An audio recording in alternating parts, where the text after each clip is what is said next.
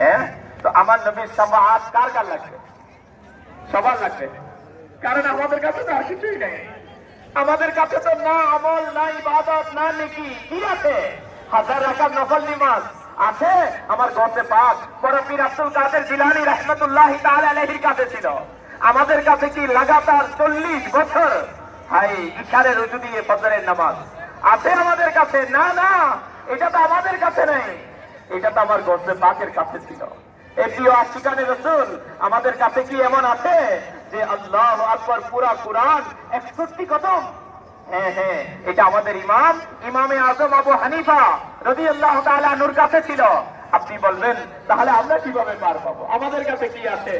ইসলামী ভাইরা, আমাদের কাছে তো নেকি কিছুই নাই, আমাদের কাছে তো আমল কিছুই নাই, কিন্তু আমাদের কাছে আমার নবীর ভালোবাসা আছে, আমাদের কাছে আল্লাহ তার রাসূলের মহব্বত আছে।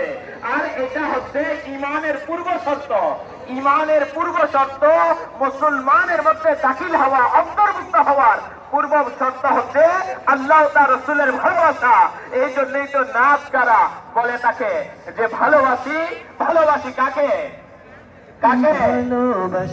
ভালোবাসি প্রিয় নবীকে, ভালোবাসি প্রিয় নবীকে,